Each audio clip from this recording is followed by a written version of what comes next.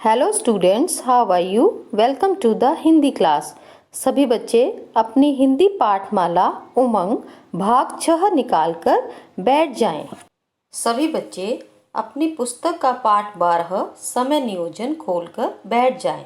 बच्चों, हमने अपने पिछले सेशन में पाठ 12 की रीडिंग और डिफ़िकल्ट वर्ड मीनिंग्स पर डिस्कशन की थी और साथ ही हमने कठिन शब्दों के अर्थ जानकर उनसे वाक्य बनाने भी सीखे थे।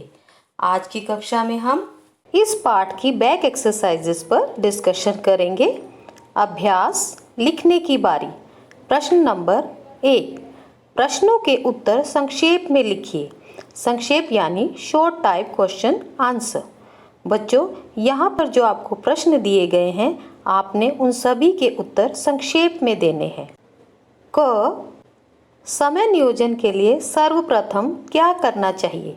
बच्चों, इस प्रश्न का उत्तर मैंने आपके लिए लिख कर रखा हुआ है। समय नियोजन के लिए सर्वप्रथम हमें समय सारणी बनानी चाहिए। तो बच्चों, बाकी के प्रश्नों के उत्तर आपने इस पाठ के आधार पर स्वयं देने हैं। आपके लिए मैं इन प्रश्नों को एक बार पढ़ देती हूँ। ख, इस पाठ में लेखक ने किसका उदाहरण दिया है? ग, समय नियोजन से जीवन की व्यस्तता में क्या आ जाती है? घ, समय की कद्र करने वालों को क्या मिलती है? ज्ञ, इस पाठ के लेखक कौन है? चलिए चलते हैं एक्सरसाइज नंबर 2 पर। प्रश्नों के उत्तर विस्तार से लिखिए। विस्तार यानी लॉन्ग टाइप क्वेश्चन आंसर। बच्चों, यहाँ पर जो आपको प्रश्न दिए गए हैं, आपने इन सभी प्रश्नों के उत्तर विस्तार से लिखने हैं और मैं आपको इन सभी प्रश्नों के उत्तर कीवर्ड्स की मदद से करवाऊंगी। पहला प्रश्न देखिए, समय नियोजन पर ध्यान देना क्यों आवश्यक है? आइए पहले कीवर्ड्स देखते हैं। समय, गतिशील, ग तक छोटी शको बड़ी ईल गतिशील, नियोजन, नक छोटी यको ओ जन नियोजन, ध्यान, आधा ध यको आन ध्यान, सारणी, अनुरूप, अ नको छोटा उ रको बड़ा उ प अनुरूप। आइए इन कीवर्ड्स की सहायता से उत्तर बनाते हैं। समय निरंतर गतिशील है, यह कभी किसी के लिए नहीं रुकता, इसलिए हमें समय नियोजन पर ध्यान देना चाहिए और अपने सभी कार्य समय सारणी बनाकर उसके अनुरूप करने चाहिए। चलिए अगले प्रश्न पर चलते हैं। ख, नेहरू जी का उदाहरण किस लिए दिया जाता है? तो आइए पहले कीवर्ड्स देखते हैं। प्रधानमंत्री, प के पैर में पदेन, धकवान प्रधान, मकवंग त्रको बड़ी ई मंत्री, दायित्व, दा यक छोटी ई आधा तव दायित्व, जीवन, व्यस्त, आधा व य आधा स त व्यस्त, समय नियोजन, दैनिक, दको ए नको छोटी ईक दैनिक, व्यायाम, आधा व यकोआम व्यायाम, मनोरंजन। आइए अब इन कीवर्ड से उत्तर बनाते हैं। प्रधानमंत्री होने के नाते नेहरू जी पर देश का बहुत बड़ा दायित्व था। अपने व्यस्त जीवन में व्यस्त रहने के बावजूद भी समय नियोजन के कारण वह अपने सभी कार्य समय पर पूरे करते थे और अपने व्यस्त जीवन में से अपने दैनिक व्यायाम और मनोरंजन के लिए भी समय निकाल लेते थे। चलिए अब अगले प्रश्न पर चलते हैं। ग, इस पाठ में गांधी जी को क्या कार्य करते हुए दिखाया गया है? आइए पहले कीवर्ड्स देखते हैं। गांधी, गकोआ ऊपर चांद बिंदु, धको बड़ी ई गांधी। बच्चों, आप गांधी पर अनुस्वार भी लगा सकते हो। अगला कीवर्ड्स, देश, विदेश, पेचीदा, पकोए चको बड़ी ई दकोआ पेचीदा, विचार, विमर्श, वको छोटी ई म श के ऊपर रेफ, लेख, प्रातः, भ्रमण, पके पैर में पदेन, आ त के पीछे विसर्ग, भ के पैर में पदेन, मण, भ्रमण, प्रार्थना, पके पैर में पदेन, आ थ के ऊपर रेफ, नकुआ, प्रार्थना, हस्तलिखित, ह आधा स त हस्त, लक छोटी खक छोटी त लिखित। आइए अब उत्तर बनाते हैं। इस पाठ में गांधी जी को देश विदेश के अनेक पेचीदा मामलों पर विचार विमर्श करते हुए, अखबारों के लेख लिखते हुए, समय पर प्रातः भ्रमण करते हुए, प्रार्थना करते हुए व पत्रों के हस्तलिखित जवाब देते हुए दिखाया गया है। आइए अगले प्रश्न पर चलते हैं। घ क्या करने पर सारी परेशानी उतावली काफूर हो जाएगी? आइए पहले कीवर्ड्स देखते हैं। समय विभाजन, वक छोटी भकुआ जन विभाजन, सुचारू सकु छोटाऊ चकुआ रको बड़ाऊ सुचारू, आध्यात्मिक आ आधा ध यकुआ आधे तक छोटी ई मक आध्यात्मिक, मनन चिंतन, पठन पाठन, काफूर ककुआ फको बड़ाउर काफूर। आइए अब इन कीवर्ड से उत्तर बनाते हैं।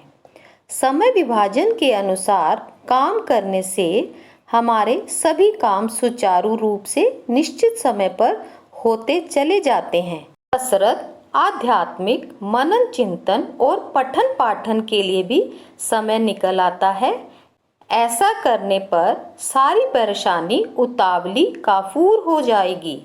चलिए अगले प्रश्न पर चलते हैं। ज्ञ विद्यालयों में समय तालिका का क्या महत्व है? आइए पहले कीवर्ड्स देखते हैं।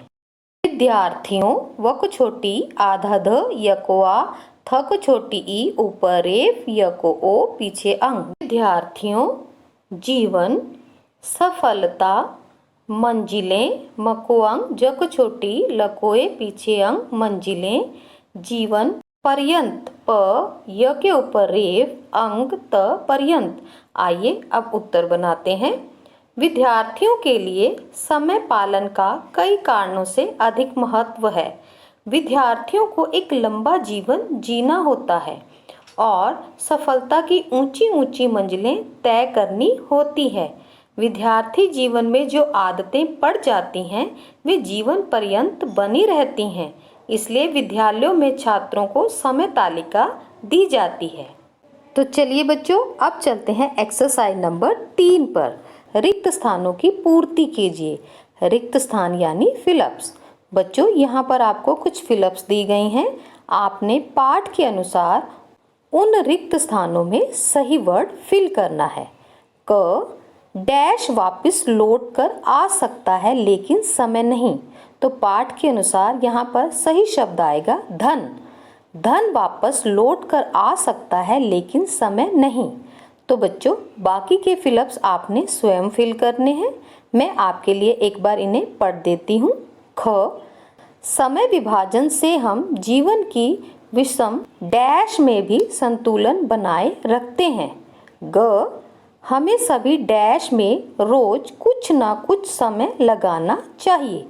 घ डैश और डैश किसी की प्रतीक्षा नहीं करते। ज्ञ डैश समय पर निश्चित काम करने से हमें जीवन में सफलता मिलती है। तो चलिए चलते हैं एक्सरसाइज नंबर 4 पर। सही विकल्प पर सही लगाइए। बच्चों यहाँ पर आपको कुछ फिलअप्स दी गई हैं और उनके साथ आपको 3-3 विकल्प दिए गए हैं। तो आपने सही विकल्प को चुनना है, सही का निशान लगाना है और उसे अंडरलाइन भी करना है। क डैश कभी किसी के लिए नहीं रुकता। बच्चा, पिता या समय। तो बच्चों इस पाठ के अनुसार यहाँ पर सही विकल्प होगा समय। तो आपने यहाँ फिलअप्स में समय लिखना है और उसको सही का निशान लगाना है और अंडरलाइन भी करना है। अगले फिलअप्स आपने सही विकल्प को चुनकर स्वयं फिल करने हैं। मैं आपके लिए इन सभी फिलअप्स को और इनके विकल्पों को पढ़ देती हूँ। ख डैश के लिए लेख लिखे जाते हैं। अखबारों, विद्यालयों, दफ्तरों। ग डैश समय पालन के ज्वलंत उदाहरण हैं रीता और सीता, गांधी और नेहरू, गुरु और चेला। घ डैश बनाकर उसके अनुरूप कार्य करना होगा। खाना, समय सारणी, बजट। तो चलिए अब चलते हैं भाषा की बात पर। पहली एक्सरसाइज देखिए। भाववाचक संज्ञा बनाकर लिखिए। तो बच्चों जो यहाँ पर आपको शब्द दिए गए हैं, आपने उन शब्दों से भाववाचक संज्ञाएं बनानी है। बच्चों यहाँ पर पहला शब्द मैंने आपके लिए सॉल्व किया हुआ है, जैसे राष्ट्र। तो राष्ट्र से भाववाचक संज्ञा बनेगी राष्ट्रीयता। रकुआ आधा षटकोण ट के पैर में पदेन बड़ी ई य तकुआ राष्ट्रीयता। तो इसी तरह बच्चों अगले शब्द देखिए, धीर धीरता, गंभीर गंभीरता, जागरूक जागरूकता। तो चलिए अगली पंक्ति देखते हैं, सज्जन सज्जनता, मधुर मधुरता, गतिशील गतिशीलता, सतर्क सतर्कता। चलिए तीसरी पंक्ति में चलते हैं, व्यक्ति व्यक्तित्व, आधा व य आधे क को छोटी ई त आधा त व व्यक्तित्व, स्वस्थ स्वास्थ्य, आधा स वकुआ आधा स आधा थ य स्वास्थ्य। अगला शब्द प्रमाण, भाववाचक संज्ञा देखिए, प्रमाणित, पके पैर में पदेन मकुआ अणक छोटी ईत प्रमाणित। समृद्ध, तो समृद्ध से भाववाचक संज्ञा बनेगी समृद्धि।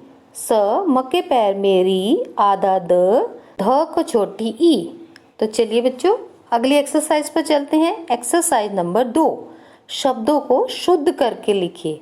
शुद्ध यानी सही करके लिखिए। बच्चों यहाँ पर आपको जो शब्द दिए गए हैं उनकी वर्तनी आपने सही करनी है, यानी उनकी स्पेलिंग आपने सही करनी है। जैसे पहला शब्द लिखा हुआ है ईमानदारी, तो सही शब्द होगा ईमानदारी। बड़ी ई मकुआन ईमान दकुआ रको बड़ी ई दारी, ईमानदारी। अगला शब्द है समृद्धि, तो सही शब्द होगा स मके पैर में री आधा द ध को छोटी ई समृद्धि। अगला शब्द है उत्तीर्ण, तो सही शब्द होगा उत्तीर्ण, उ आधा त को बड़ी ई अणा के ऊपर रेफ, उत्तीर्ण यानी पास। अगली पंक्ति पर चलते हैं। शब्द है प्रमाणित, जबकि सही शब्द होता है प्रमाणित। पके पैर में पदेन मकुआ अणक को छोटी ईत प्रमाणित। अगला शब्द है व्यायाम, तो सही शब्द होगा व्यायाम, आधा व यकुआ यकुआम व्यायाम। अगला शब्द देखिए सहकर्मियों, जबकि शब्द होता है सहकर्मियों। सह क म को छोटी ई ऊपर रेफ यको ओ पीछे अंग, सहकर्मियों। अगली पंक्ति पर चलते हैं। लौट कर, शब्द होता है लौट कर, लको बड़ा आओ ट लौट कर लौट कर। अगला शब्द देखिए साहित्यिक, सही शब्द होता है साहित्यिक। सको आ ह को छोटी ई आधे त को छोटी ई य क। चलिए बच्चों चलते हैं एक्सरसाइज नंबर 3 पर। निम्न वाक्यों में से सकर्मक व अकर्मक वाक्यों को अलग कीजिए। बच्चों यहाँ पर आपको कुछ वाक्य दिए गए हैं, आपने इन वाक्यों को पढ़कर बताना है कि ये वाक्य सकर्मक हैं या अकर्मक। सकर्मक और अकर्मक क्रिया के 2 भेद होते हैं। सकर्मक वाक्य में क्रिया के साथ कर्म लगा होता है और अकर्मक वाक्य में क्रिया के साथ कर्म नहीं लगा होता है। और इन वाक्यों के साथ क्या, कैसे और कितना शब्द लगाकर प्रश्न करने से हमें अकर्मक और सकर्मक क्रिया का पता लग जाता है। आइए पहला वाक्य पढ़ते हैं। गांधी जी ने प्रातःकाल प्रार्थना की। इस वाक्य में प्रार्थना की क्रिया के रूप में आया है और इस वाक्य के साथ हम क्या, कैसे और कितना शब्द लगाकर प्रश्न करते हैं। गांधी जी ने कैसे प्रार्थना की, तो इस वाक्य में देखिए प्रार्थना की क्रिया के साथ कर्म नहीं दिया गया है, तो यह वाक्य अकर्मक है। अगला वाक्य नेहरू जी पर कितना दायित्व था यहाँ पर क्रिया के रूप में आया है। तो आइए इस वाक्य के साथ प्रश्न करते हैं कि नेहरू जी पर कितना दायित्व था, तो हमें यहाँ पर कर्म का अभाव नजर आता है, तो यह वाक्य भी अकर्मक है। अगला वाक्य, हम सब समय से उठते हैं। उठते हैं शब्द यहाँ पर क्रिया के रूप में आए हैं। तो आइए प्रश्न करते हैं, हम सब कैसे उठते हैं? तो हमें यहाँ पर भी कर्म का अभाव नज़र आ रहा है, तो इसलिए यह वाक्य भी अकर्मक है। अगला, सब समय का रोना रोते हैं। रोते हैं यहाँ पर क्रिया के रूप में आया है।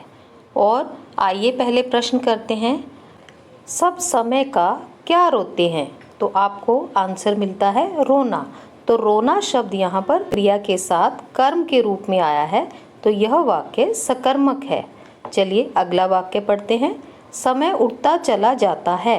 इस वाक्य में उड़ता चला जाता है क्रिया के रूप में आया है। तो बच्चों, आज की कक्षा में हमने पार्ट 12 की बैक एक्सरसाइजेस पर डिस्कशन की। अब आपने अपनी सुंदर हैंडराइटिंग में इन एक्सरसाइजेस को अपनी बुक पर सॉल्व करना है और रिवाइज करना है। हम अगली कक्षा में जल्द मिलेंगे। Till then, have a nice day.